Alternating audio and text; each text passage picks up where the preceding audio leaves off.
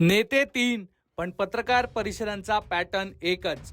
आधी राहुल गांधी, नंतर आदित्य ठाकरे आणि आता रोहित पवार. देशातल्या विरोधी पक्षांचं प्रतिनिधित्व करणाऱ्या वेगवेगळ्या पक्षांच्या नेत्यांचे हे तीन चेहरे. खास पांढऱ्या रंगाचे कडक झब्बे घालून कार्यकर्त्यांचे घोळके घेऊन फिरणाऱ्या नेत्यांपेक्षा अलीकडच्या काळात प्रोफेशनल प्रोफाईल मेंटेन करणाऱ्या नेत्यांचा ट्रेंड वाढलाय आणि याच नेत्यांनी राजकारणाचा पॅटर्नही बदलून टाकलेला दिसतोय. सर्वात आधी राहुल गांधी यांनी बोगस मतदारांच्या मुद्द्यावरून पत्रकार परिषदा घेत आरोपांची राळ उठवली आणि निवडणूक आयोगाची कोंडी केली. नंतर आदित्य ठाकरेंनीही तोच मुद्दा लावून धरला आणि मुंबईत सादरीकरण केलं. आणि आता अजित पवारांच्या विमान अपघाताच्या किचकट मुद्द्यांवर रोहित पवार पत्रकार परिषदा घेत आहेत. या पत्रकार परिषदांमधल्या पॉवर पॉइंट प्रेझेंटेशनची सध्या जास्त चर्चा होते. हा नवा पॅटर्न काय, पीपीटी सादरीकरणाचा ट्रेंड कसा सुरू झाला आणि या बड्या नेत्यांनी हा पॅटर्न का फॉलो केलाय, याच्याच मागची खास कारणं या सविस्तर रिपोर्टमधून जाणून घेऊयात. देशात 2024ला झालेल्या लोकसभा निवडणुकांच्या नंतर आणि बिहार निवडणुकांच्या आधी राहुल गांधी यांनी दिल्लीत पत्रकार परिषदांचा धडाका लावला होता. या पत्रकार परिषदांमध्ये त्यांनी निवडणूक आयोगाचं ढिसाळ नियोजन, ईव्हीएम मधील गैरप्रकार आणि तंत्रज्ञानाचा गैरवापर असे मुद्दे उपस्थित केले होते. यामध्ये राहुल गांधींनी देशभरातल्या वेगवेगळ्या मतदारसंघांमध्ये कसे गैरप्रकार झाले हे निवडणूक याद्यांचे फोटो आणि त्याचं प्रेझेंटेशन दाखवत उघड पाडण्याचा प्रयत्न केला होता. राहुल गांधी यांनी या पत्रकार परिषदेत अत्यंत प्रभावीपणे मतदार यादी, त्यातले दुबार मतदार, फोटो, मतदारसंघ, तिथली मतदार संख्या आणि मतदारांच्या आकड्यांमधले फरक असं सविस्तर गणित मांडून दाखवलं होतं. हिंदुस्तान के चीफ इलेक्शन कमिश्नर वोट चोरों की रक्षा कर रहे हैं. हर इलेक्शन में कांग्रेस वोटर्स डिलीट हो रहे हैं, ऑपोजिशन के वोटर्स डिलीट हो रहे हैं. कर्नाटक में किसी ने अलंद में वोटर डिलीशन सिस्टमैटिकली ऑर्गेनाइज तरीके से, सेंट्रलाइज तरीके से की. 6000 तकरीबन 6000 पकड़े गए, उस पर इन्वेस्टिगेशन हो गया. क्या पता लगा कि फाइलिंग ऑटोमेटिकली ऑनलाइन हो रही है, मोबाइल नंबर दूसरी स्टेट्स के यूज हो रहे हैं, टारगेटेड डिलीशंस हो रहे हैं. जो भी मैं यहां बोल रहा हूं 100% प्रूफ के साथ, सबूत के साथ बोल रहा हूं. आपको अपनी आंखों से ये दिखेगा. कर्नाटका सीआईडी ने केस चालू किया कि ये वोटर कौन है, ये फोन किसके हैं, ये आईपी एड्रेस क्या है, ओटीपी कहां गया, इन चीजों के बारे में इन्वेस्टिगेशन शुरू होती है. जो सेंट्रलाइज तरीके से कॉल सेंटर के प्रयोग से, सॉफ्टवेयर से अलग अलग प्रदेशों में वोट डिलीट कर रहे हैं, ऐड कर रहे हैं. अच्छा, ये सिर्फ आनंद में नहीं हुआ, ये अलग अलग कंस्टिट्यूएंसीज में हुआ है. आनंद में लीगल प्रोसेस चालू हो गई, पकड़ लिया. यहां महाराष्ट्र में उसी मोडस ऑपरेंडी से, उसी सिस्टम से यहां पे वोट ऐड हुए. पिछले प्रेजेंटेशन में मैंने आपको नाम दिखाए थे, ये देखिए वही नाम यहां है. नाम वैसे ही है, JW किसी ने टाइप करके लगा. तो जो ये काम कर रहा है, ये उत्तर प्रदेश में, हरियाणा में, बिहार में, कर्नाटक में, महाराष्ट्र में वही कर रहा है. तो हमारी डिमांड है, ज्ञानेश कुमार जी, आप अपना काम कीजिए. आपने ओथ लिया है, आप हिंदुस्तान के चीफ इलेक्शन कमिश्नर हैं. आपसे कर्नाटक की सीआईडी सबूत मांग रही है. आप कर्नाटक की सीआईडी को ये सबूत 1 सप्ताह के अंदर दे दीजिए, नहीं तो पूरा हिंदुस्तान के सारे युवा इस बात को एक्सेप्ट करेंगे कि आप वोट चोरों की आप मदद कर रहे हो. उद्धव ठाकरेंच्या शिवसेनेचे नेते आदित्य ठाकरे यांनीही मुंबई महापालिका निवडणुकीपूर्वी राहुल गांधी यांचा हाच मुद्दा लावून धरला होता.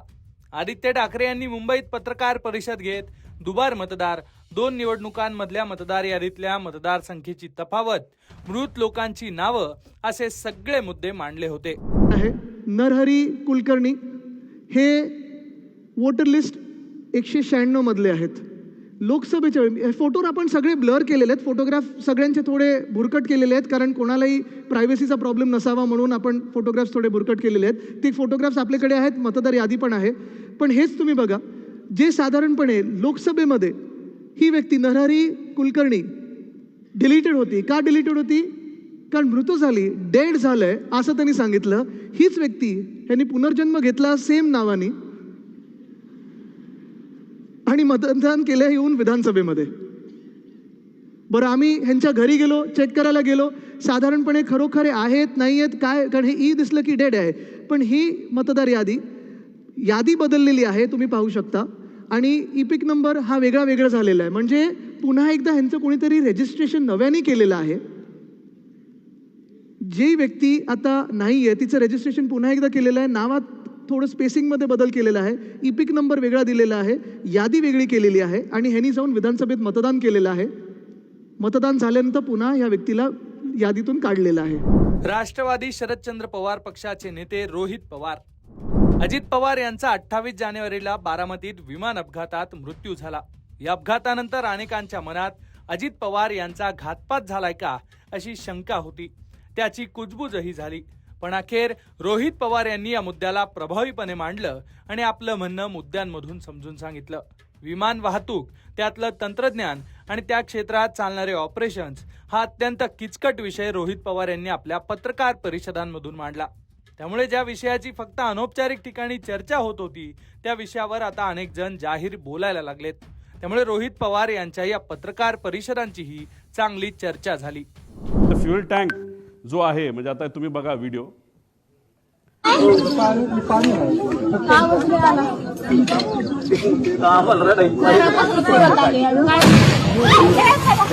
आता हा व्हिडिओ आहे,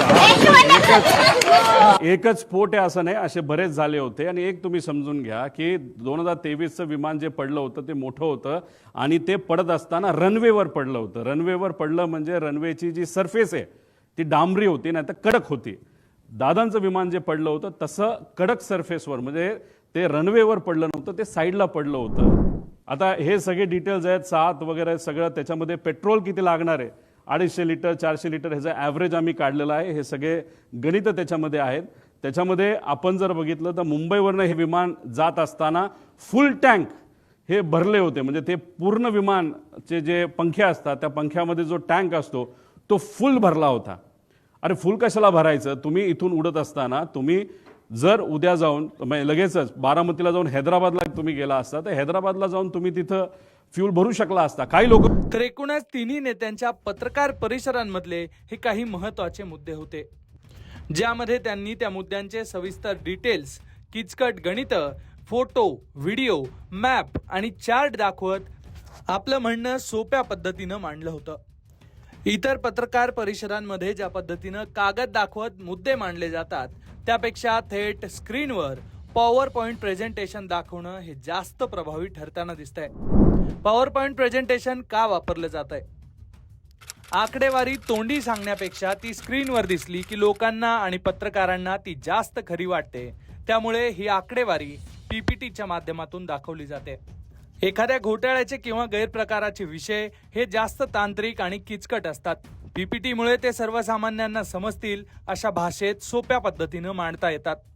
विरोधकांचे आरोप खोडून काढण्यासाठी किंवा स्वतःचं व्हिजन मांडण्यासाठी ठळक मुद्द्यांचा वापर सोयीचा ठरतो. पीपीटी मधील स्लाइडचे स्क्रीनशॉट्स थेट व्हॉट्सअप आणि ट्विटरवर शेअर करता येतात.